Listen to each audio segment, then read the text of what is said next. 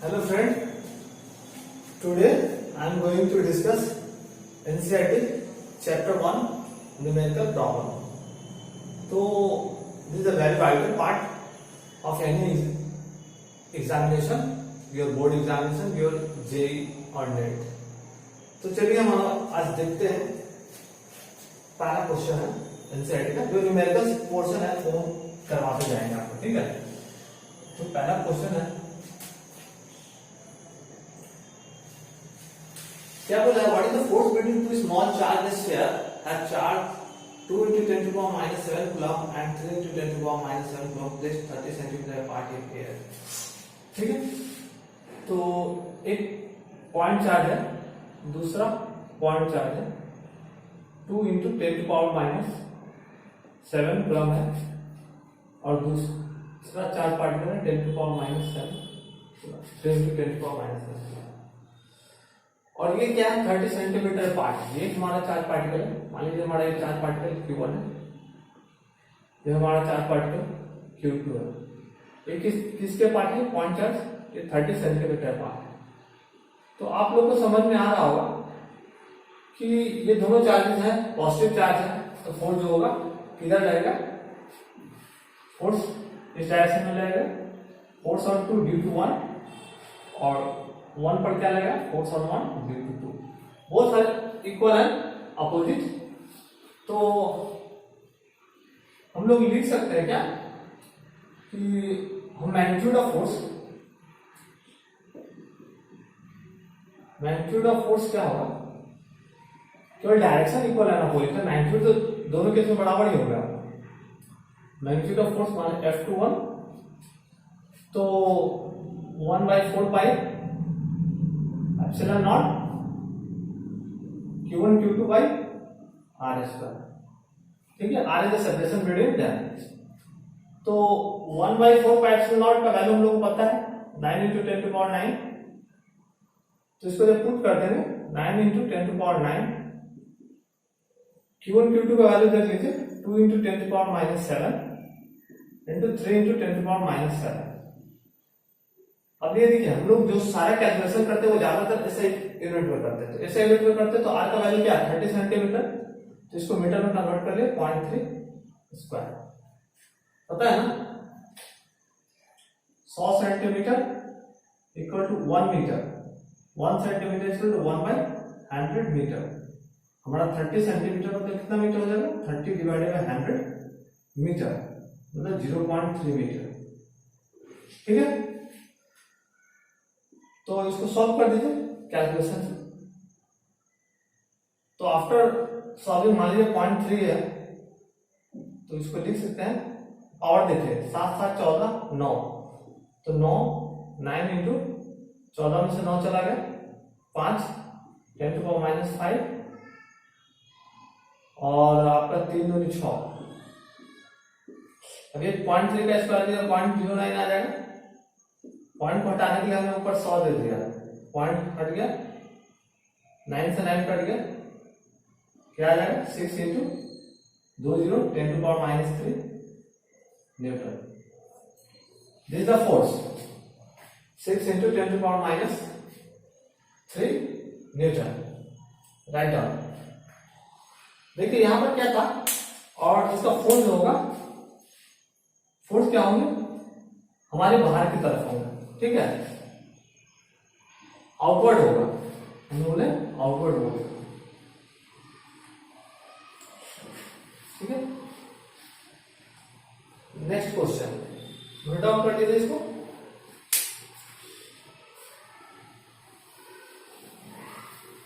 Next question आपको देखिए,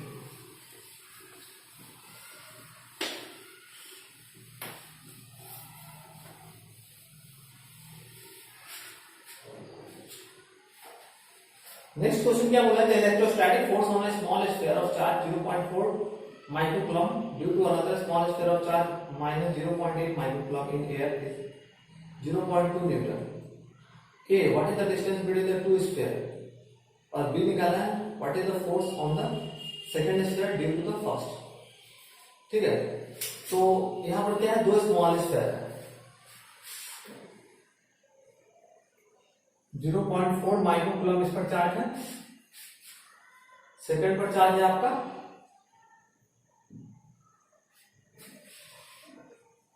-0.8 micro coulomb. तो आपको पता चल रहा है प्लस माइनस चार्ज है, फोर्स इनवर्ड होगा, अट्रैक्टिव फोर्स होंगे और इनके बीच का फोर्स का मैग्नीट्यूड दे रखा है, मैग्नीट्यूड ऑफ फोर्स दे रखा है। क्या दे रखा है? मैग्नीट्यूड ऑफ फोर्स कितना दे रखा है? 0.2, magnitude of force 0.2 Newton, 0.2 Newton. ये हमारा Q1 चार्ज है, ये हमारा Q2 चार्ज है, मैग्नीट्यूड ऑफ फोर्स दे रखा है। What is the distance between the two sphere? Distance between the two sphere मतलब कि इसके बीच का जो डिस्टेंस r है इसका वैल्यू निकालना है। तो magnitude of force F equal to nothing but 1/4 pi epsilon naught Q1 Q2 by r square. ठीक है, तो 1/4 पाई एप्सिलॉन 9 × 10⁹ Q1 Q2 के जगह 0.4 × 0.8 दोनों माइक्रो में है, 10⁻⁻6 × 10⁻⁻6। ठीक है, कर दिया, divided by r square. r square की वैल्यू निकालनी है, फोर्स का वैल्यू दे रखा है 0.2 न्यूटन। तो यहां से हम लोग सॉल्व कर लेंगे, तो r की वैल्यू क्या आएगी? r square is nothing but 9 × 8 32 0.32 6 6 12 12 में 9 चला गया 10⁻³ डिवाइडेड बाई 0.2। ये पॉइंट हटाने के लिए नीचे में 100 देंगे, उस नीचे वाले पॉइंट हटाने के लिए ऊपर 100 देंगे, दोनों पॉइंट हट गया। जब पॉइंट हट जाएगा 0 से 0 कट गया, 2 से 16 कट गया, तो हम लोग लिख सकते क्या? 16 9 144 इंटू ये ऊपर चला जाएगा 10⁻⁴ r स्क्वायर, स्क्वायर रूट जब लीजिएगा तो कितना जाएगा? 12 × 10⁻² मीटर। अगर सेंटीमीटर में लिखना है तो 12 सेंटीमीटर। ठीक है, दिस इज द आंसर। वो दोनों के बीच का सेपरेशन क्या होगा? 12 सेंटीमीटर होगा। तो हमारा फोर्स क्या लग रहा है? इन दोनों का फोर्स में जो होगा इनवर्ड लग रहा होगा। क्यों? क्योंकि बोथ आ रहा, एक पॉजिटिव चार्ज है दूसरा नेगेटिव चार्ज है, फोर्स क्या लगेंगे? इनवर्ड लगेंगे। अगर दोनों पॉजिटिव होंगे, आइदर दोनों पॉजिटिव या आइदर दोनों नेगेटिव होंगे, तो फोर्स क्या लगेंगे? आउटवर्ड लगेंगे। एक प्लस दूसरा माइनस, तो फोर्स इनवर्ड लगेगा। ठीक है, तो मैग्नीट्यूड ऑफ फोर्स दे रखा था हमने, after calculation we get the value of r is 12 centimetre. ठीक है, third number question note down.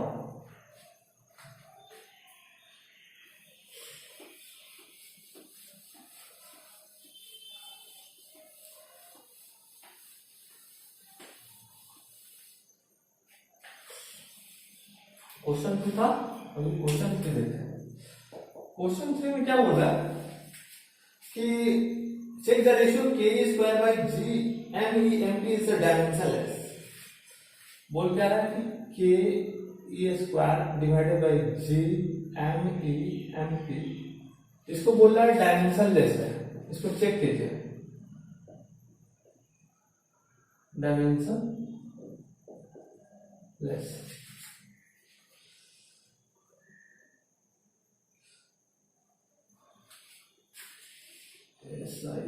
Dimensionless. ठीक है, तो इसको चेक करना है डायमेंशनलेस। फिर उसके बाद क्या बोला है? Lookup a table of physical constant and determine the value of this ratio which does the ratio signify. तो पहले तो देखिए कि ये डायमेंशनलेस है, इसको चेक करते हैं कैसे। तो फोर्स जो है हमारा क्या होता है? अगर हम आपसे इलेक्ट्रोस्टैटिक फोर्स मतलब कि जो हम बात करते हैं कूलॉम्स लॉ का, तो 1/4 pi epsilon naught Q1 Q2 by r square. If Q1 equal to Q2 is nothing but our E, ठीक है। और 1/4πε0 को हम लोग क्या बोल देते हैं, के, ठीक है, कांस्टेंट। तो हम लोग लिख सकते हैं k × E² divided by r²। ये हमारा इलेक्ट्रोस्टैटिक फोर्स है, ठीक है। तो आज जो सेपरेशन बिटवीन देम है, मान लीजिए चार्ज बॉडी 1 था, दूसरा चार्ज बॉडी 2 है, इलेक्ट्रॉन इलेक्ट्रॉन है, दोनों के बीच का सेपरेशन r है, ठीक है। तो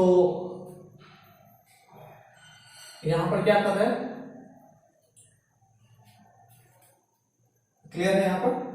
नेक्स्ट जो है ग्रेविटेशनल फोर्स। ग्रेविटेशनल फोर्स क्या लिखते हैं, G(m1m2/r²)। तो अगर एक मान लीजिए इलेक्ट्रॉन है, दूसरा प्रोटॉन है, एक मास ऑफ इलेक्ट्रॉन है, मास ऑफ प्रोटॉन है। यहां भी जो इलेक्ट्रॉन था, ये इलेक्ट्रॉन है और ये प्रोटॉन है, तो मान लीजिए, तो चार्ज तो दोनों पर सेम नहीं होंगे, चार्ज दोनों पर सेम नहीं होंगे। तो mass of electron and mass of proton, if the separation between both case r होगा, तो हम लोग क्या लिख सकते हैं, यहां से हम लोग लिख सकते हैं ke² is nothing but Fe × r²। ये लिख सकते हैं फर्स्ट इक्वेशन। सेकंड में हम लोग क्या लिख सकते हैं, Gme is nothing but Fg r²। एक इक्वेशन न्यूमेरिकल प्रॉब्लम है, इसमें कोई दिमाग लगाना नहीं है, दोनों को डिवाइड कर देंगे। डिवाइड करने के बाद क्या आएगा, ke² divided by Gme is nothing but Fe r² divided by Fg r²। तो फोर्स का मेजर करते हैं तो न्यूटन में, r जो है मीटर में, तो both are the same unit, newton metre square, नीचे में भी न्यूटन मीटर स्क्वायर, दोनों कैंसिल आउट हो जाएगा, इसमें वन समथिंग यूनिटलेस। तो ये हमारा जो प्रूफ हो गया, ये जो हमारा जो वैल्यू है, ये हमारा क्या है, डायमेंशन लेस है, कोई डायमेंशन नहीं, ऊपर भी सेम नीचे भी सेम, डायमेंशन कैंसिल आउट, खत्म हो गया, ठीक है। अब क्या बोल रहे हैं कि इसके वैल्यू निकाल सकते हैं, तो हाँ वैल्यू निकाल सकते हैं, कैलकुलेशन करना होगा। देखिए ke² बाय Gmp mv, के हमारा क्या है 1/4πε0 और 1/4πε0 का वैल्यू 9 × 10⁹ होता है। इलेक्ट्रॉन्स पर चार्ज 1.6 × 10⁻19 कूलम होता है, ठीक है।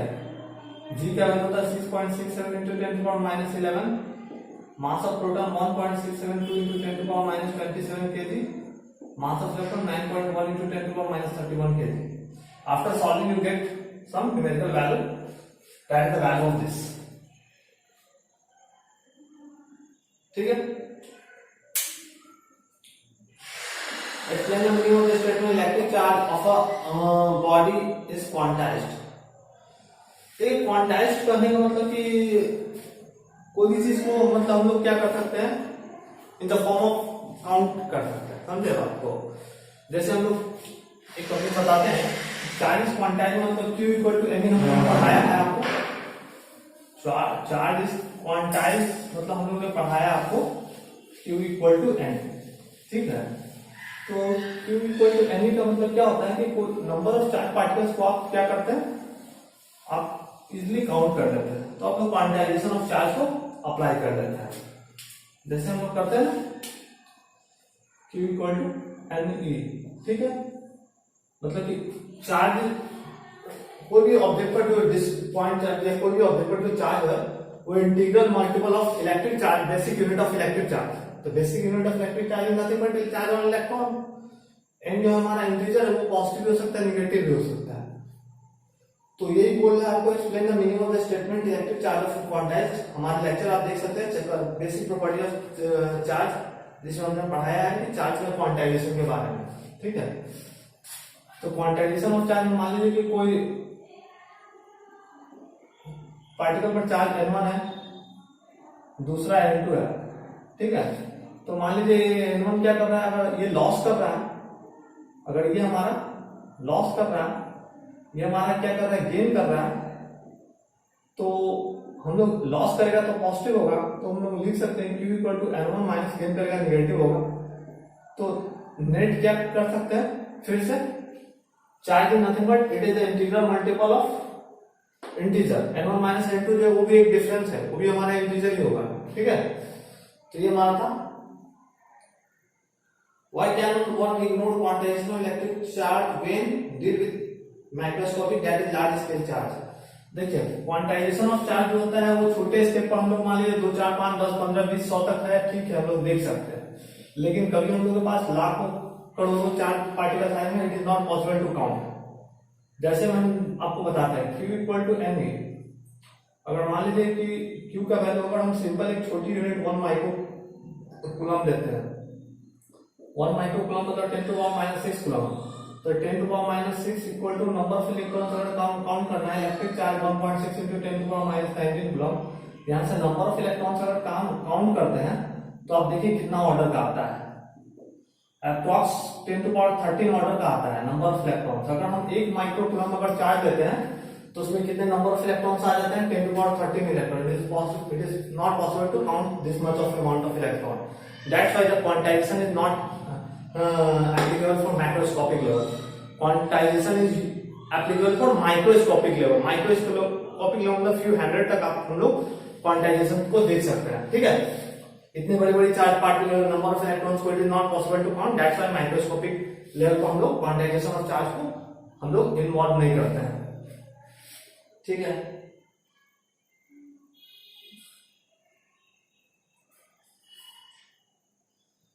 तो अब हम लोग आगे देखते हैं क्या है। When a glass rod is rubbed with a silk cloth, charge appear on a both। ये आपका क्वांटाइजेशन ऑफ चार्ज से क्लियर हो गया ना। ये 4th नंबर का कॉन्सेप्ट था, 4th नंबर था, क्वेश्चन नंबर 4 था पर डील कर रहा था मैं। जो मैं बोल रहा हूँ कृपया उसके नोट डाउन भी कर सकते हैं, क्योंकि पॉसिबल है कि हर चीज को लिखवाया जाए। अगर आप लेक्चर फॉलो कर रहे हैं तो सारा पॉइंट हमारे लेक्चर्स में लिखे हुए हैं। बेसिक प्रॉपर्टीज ऑफ चार्ज में आप जा सकते हैं, वहां देख सकते हैं, क्वांटाइजेशन ऑफ चार्ज के बारे में अच्छा से समझाया हुआ है, ठीक है। और माइक्रो लेवल और माइक्रोस्कोपिक लेवल, माइक्रो लेवल पर मतलब कि जिसको हम लोग काउंट कर सकते हैं, माइक्रो लेवल पर बहुत बड़े हो जाते हैं, काउंट नहीं कर सकते हैं, ठीक है। तो इसलिए हम क्वांटाइजेशन ऑफ चार्ज जो माइक्रो लेवल पर वैलिड होता है और मैक्रो लेवल पर हम लोग नहीं कर सकते हैं, क्योंकि ना वो भी आप हमने कैलकुलेशन करके 10 टू द पावर 13 इलेक्ट्रॉन्स दिखाया, जो कि बहुत बड़ा नंबर है। उस नंबर को काउंट करना पॉसिबल नहीं है, ठीक है। आगे बढ़ता है। When a glass rod is 5th number question, 5th number question क्या बोला है? When a glass rod is rubbed with a silk cloth, मैंने फर्स्ट लेक्चर में पढ़ाया था क्या कि ग्लास रॉड है, उसको अगर सिल्क के कपड़े से अगर रब करते हैं, सिल्क क्लॉथ से रब करते हैं, तो क्या होगा कि हमारे ग्लास रॉड पर क्या आ जाएंगे, पॉजिटिव चार्ज आ जाएंगे, और हमारे जो सिल्क के कपड़े हैं उस पर निगेटिव चार्ज आ जाएगा, ठीक है। सिल्क के कपड़े पर क्या आ जाएगा, निगेटिव चार्ज आ जाएगा। तो ये हमारा ग्लास रॉड है। तो होता क्या है, सिल्क क्लॉथ है, कुछ नहीं करते हैं। मान लीजिए कोई भी, मान लीजिए हमारा ग्लास रॉड है, सपोज दैट ये ग्लास रॉड है, मैंने एक सिल्क के कपड़े से इस ग्लास रॉड को रब किया, तो रब करने से क्या होगा कि जो ग्लास रॉड पर जो चार्जेस हैं, सिल्क के कपड़े से जो है चार्ज, वो चार्ज हमारे ग्लास रॉड पर आएंगे। तो ग्लास रॉड क्या कर रहा है, या ग्लास रॉड से चार्ज उसमें जाएंगे, तो हमारे इस केस में ग्लास रॉड से चार्ज क्या जाते हैं, सिल्क के कपड़े पर जाते हैं। तो चार्ज हमारा क्या होता है, ये लॉस करता है। ग्लास रॉड क्या करता है, ग्लास रॉड हमारा क्या करता है, लॉस ऑफ चार्ज, ठीक है। और सिल्क क्लॉथ क्या करते हैं, गेन ऑफ चार्ज। और हमने पढ़ाया है कि जब कोई भी चार्ज बॉडी पर चार्ज को गेन करता है तो उस पर निगेटिव चार्ज आ जाता है, चार्ज को लॉस करता है तो पॉजिटिव चार्ज आ जाता है, ठीक है। इसी तरह से सिमिलर फिनोमिना आप ऐसे भी कर सकते हैं, क्या कहते हैं, प्लास्टिक रॉड। प्लास्टिक रॉड पर क्या है सिचुएशन, तो प्लास्टिक रॉड में, प्लास्टिक रॉड को अगर कैट्स फॉर से अगर रब करते हैं तो क्या होगा, तो आफ्टर रबिंग ये सब हमारा फर्स्ट लेक्चर में सब कुछ मेंशन है, आप देख सकते हैं फर्स्ट लेक्चर। आफ्टर रबिंग हमारे प्लास्टिक रॉड पर क्या आ जाएगी चार्ज, वो निगेटिव आएगी, ठीक है, और कैट्स पर क्या आएगी, पॉजिटिव आएगी। तो यहाँ पर क्या होगी, प्लास्टिक रॉड हमारा चार्ज क्या कर रहा है, गेन कर रहा है, चार्ज गेन हो रहा है। यहाँ पर क्या हो रहा है, चार्ज लॉस हो रहा है। तो सिमिलर फिनोमिना टाइप का है ना, ग्लास रॉड को सिल्क क्लॉथ से रब कर देते हैं तो पॉजिटिव चार्ज डेवलप हो जाता है, सिल्क क्लॉथ पर निगेटिव होता है। और प्लास्टिक रॉड पर वो चीज करते हैं, प्लास्टिक रॉड को कैस्ट रॉड से रब करते हैं तो प्लास्टिक रॉड पर निगेटिव चार्ज, इस पर पॉजिटिव चार्ज। तो after rubbing one is loss other is gain, understood.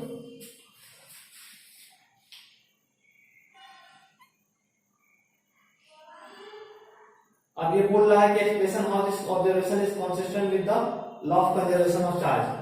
तो law of conservation of charge को फॉलो करता है, बिल्कुल फॉलो करेगा।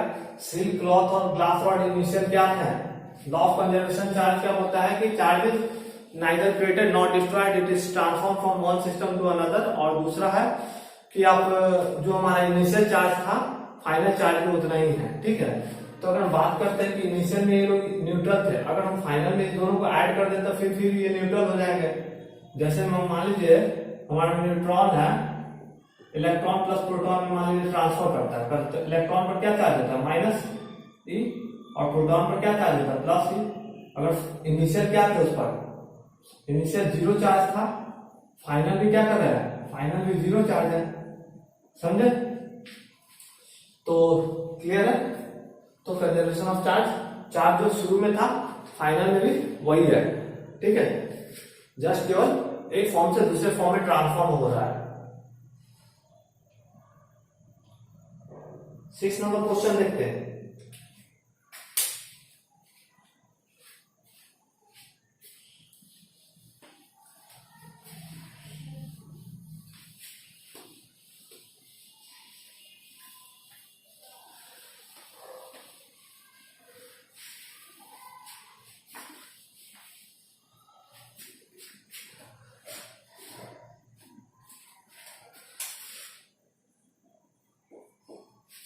तो 4 point charge QA 2 microcoulomb, QB -5 microcoulomb, QC 2 microcoulomb, QD -5 microcoulomb located at the corner of a square ABCD of side 10 cm. What is the force on a charge of 1 microcoulomb placed at the center of a square? ये हमारा इस तरह का question है। एक square है, ठीक है, ये स्क्वायर है, ABCD स्क्वायर है, ठीक है। तो ABCD स्क्वायर पर एक चार्ज पार्टिकल्स यहाँ पर है, दूसरे चार्ज पार्टिकल्स यहाँ पर है, तीसरा चार्ज पार्टिकल्स यहाँ पर है, चौथा चार्ज पार्टिकल्स यहाँ पर है, ठीक है। तो पहले पर कितना है, ये है 2 माइक्रोकूलम, 2 माइक्रोकूलम, दूसरा -5 माइक्रोकूलम, तीसरा चार्ज पार्टिकल्स है 2 माइक्रोकूलम, तीसरा चार्ज पार्टिकल 2 माइक्रोकूलम, चौथा है -5 माइक्रोकूलम। तो ये हो गया आपका, क्लियर है। ये जो है और साइड ऑफ द स्क्वायर कितने हैं, 10 सेंटीमीटर का स्क्वायर है, तो 10 सेंटीमीटर का स्क्वायर है। अगर हम इसके सेंटर पर 1 माइक्रोकूलम अगर रखते हैं चार्ज पार्टिकल तो क्या होगा, force on the charge particle is what. अगर सेंटर पर 1 माइक्रोकूलम का अगर चार्ज पार्टिकल रखते हैं तो क्या होगा, तो ये पॉजिटिव चार्ज, दूसरा निगेटिव चार्ज, ये क्या करेगा, फोर्स इधर लगेगा, एक निगेटिव, ये पॉजिटिव फोर्स इधर लगेगा, ठीक है। ये 2 माइक्रो, ये 1 माइक्रो, पॉजिटिव ये फोर्स, और इसके द्वारा इसका फोर्स लगेगा, इस चार्ज के द्वारा इसका फोर्स इधर लगेगा, इस चार्ज के द्वारा इसका फोर्स इधर लगेगा। तो बोथ हमें डायगोनली क्या हो रहा है, इसके और इसके इक्वल एंड अपोजिट है, इसका और इसका इक्वल एंड अपोजिट है, मैग्नीट्यूड बराबर है, both forces are cancel to each other and F net जो है हमारा क्या हो जाएगा, 0 हो जाएगा। F नेट हमारा क्या हो जाएगा, 0 हो जाएगा, क्लियर है। तो ये आप देख सकते हैं कि फोर्स जो होंगे इसके बीच में फोर्स कैलकुलेशन कर लीजिए, इसके बीच में फोर्स कैलकुलेशन कर लीजिए। इक्वल एंड अपोजिट मैग्नीट्यूड क्या है, सेम चीज इस लाइन में भी है, force equal and opposite magnitude है। तो फोर्स क्या हम करेंगे, एक दूसरे को कैंसिल कर देंगे और नेट फोर्स जो होगा 1 माइक्रोकूलम पर क्या हो जाएगा, 0 हो जाएगा, ठीक है। F नेट ऑन 1 माइक्रोकूलम कितना आ जाएगा, 0, ठीक है। क्वेश्चन नंबर 6 क्लियर है। अब ये क्या बोला, electrostatic field lines is a continuous curve that is a line can not have a sudden break, why not. तो देखिए बात क्या है कि इलेक्ट्रोस्टैटिक फील्ड लाइन जो होते हैं वो कंटिन्यूअस कर्व होते हैं, कंटिन्यूअस कर्व होते हैं। जैसे में हम आपको दिखाते हैं कि एक हमारा एक प्लस चार्ज है, इधर कोई माइनस चार्ज है, तो इलेक्ट्रिक फील्ड लाइंस क्या हो रहे होंगे, इस तरह से हो रहे होंगे, इधर से रिजेक्ट हो रहा होगा, इधर टर्मिनेट हो रहा होगा। हमारे पॉजिटिव से क्या हो रहे होंगे, पॉजिटिव चार्ज पार्टिकल से हमारे क्या हो रहा है, निकल रहा है, और निगेटिव पर टर्मिनेट कर रहा है। तो इसी तरह से हमारा और होगा, तो हमारे पॉजिटिव चार्ज पार्टिकल से जो होंगे फील्ड लाइन जो निकलेंगे, और निगेटिव चार्ज पार्टिकल्स को फील्ड लाइन क्या करेंगे, टर्मिनेट करेंगे।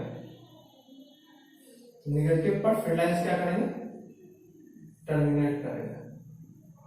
क्योंकि मैंने फील्ड लाइंस वाले लेक्चर में बताया है कि जो पॉजिटिव चार्ज होता है उससे हमारे फील्ड लाइंस अवे जाते हैं, निगेटिव चार्ज में हमारे फील्ड लाइंस क्या जाते हैं, टुवर्ड्स जाते हैं।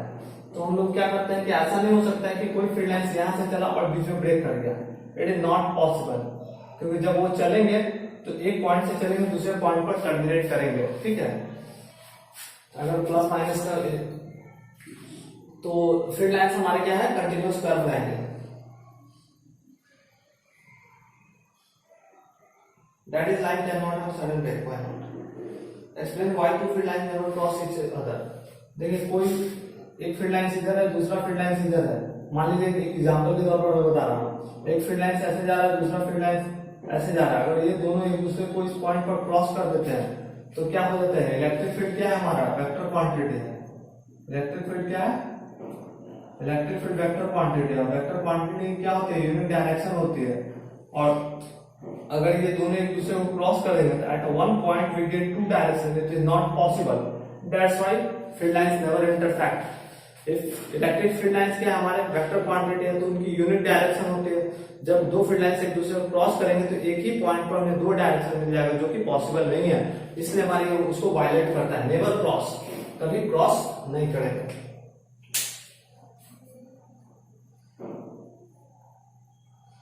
चलिए आठ नंबर देखिए।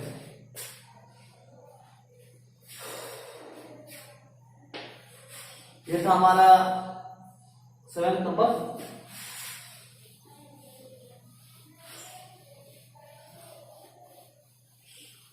ये हमारा 7th नंबर था। अभी देखिए 2 पॉइंट चार्जेस QA QB का वैल्यू दे देगा, located 20 centimetre apart in vacuum. What is the electric field at the mid point O of the line AB joining the two charges. ठीक है, ये देखिए एक चार्ज पार्टिकल्स ये है, ठीक है, दूसरा चार्ज पार्टिकल्स का है ये। तो फर्स्ट चार्ज पार्टिकल्स का वैल्यू दे रखा है QA इज 3 माइक्रोकूलम और QB is -3 microcoulomb, located 20 centimeter in vacuum, 20 centimeter in vacuum, 20 centimeter in vacuum. What is the electric field at the midpoint of the O of the line AB joining of the two charges? Midpoint O मतलब यहाँ पर भी बात कर रहा है। तो ये हमारा A है, AB है, इस दोनों का मिड पॉइंट O है। तो उनको पूछा कि यहाँ पे इलेक्ट्रिक फील्ड क्या होगा। ये पॉजिटिव चार्ज है, इसके द्वारा इस पॉइंट पे इलेक्ट्रिक फील्ड इस डायरेक्शन में होगा, हम लिख लेते EA, ठीक है। और ये जो निगेटिव चार्ज है, निगेटिव चार्ज के द्वारा भी फील्ड लाइन इसी डायरेक्शन में होगा। क्यों? क्योंकि निगेटिव चार्ज के द्वारा जो फील्ड लाइन होगा उस पर टर्मिनेट करता हुआ नजर आ रहा है। आप देखिए उसके तरफ जा रहा है, और ये जो इलेक्ट्रिक फील्ड है ए के द्वारा है, ए क्या कर रहा है, अवे फ्रॉम द चार्ज जा रहा है।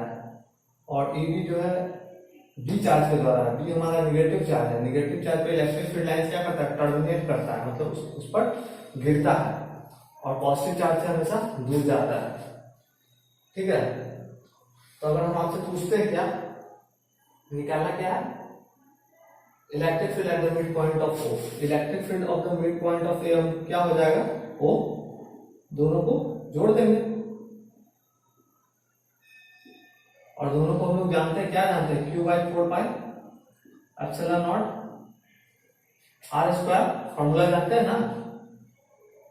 और AB किधर पर गया हमारा, QB हो गया, QB हो गया 4 पाई epsilon not R square. Solve कर देंगे, 3 है तो लिख लेते हैं डायरेक्ट हम, 3 इंटू 10 टू पावर माइनस 6, इसका 1/4 पाई एप्सिलॉन नॉट का वैल्यू 9 इंटू 10 टू पावर 9 गुने R स्क्वायर, R का वैल्यू दे रखा है 20 सेंटीमीटर, 0.2 का स्क्वायर प्लस B का 3 इंटू 10 टू पावर माइनस 6 गुने 9 into 10 to power 9 divided by R square. R का वैल्यू कितना देता है, 0.2 का स्क्वायर। इसको सॉल्व कर दीजिएगा, सॉल्व करने के बाद जो डेटा आएगा वो क्या आएगा,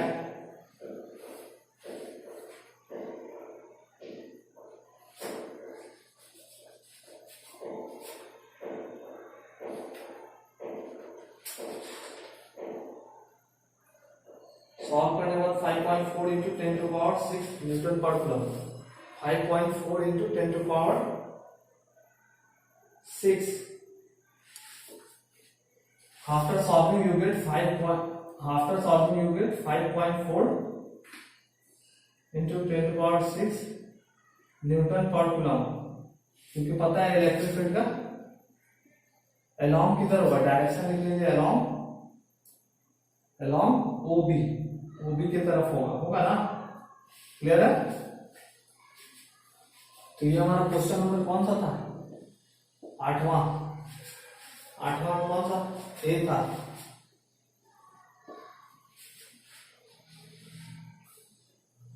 अब क्या बोल रहा है, if a negative charge, test charge of magnitude 1.5 into 10 to power minus 19 coulomb is placed at this point, what is the force exerted by this test charge। तो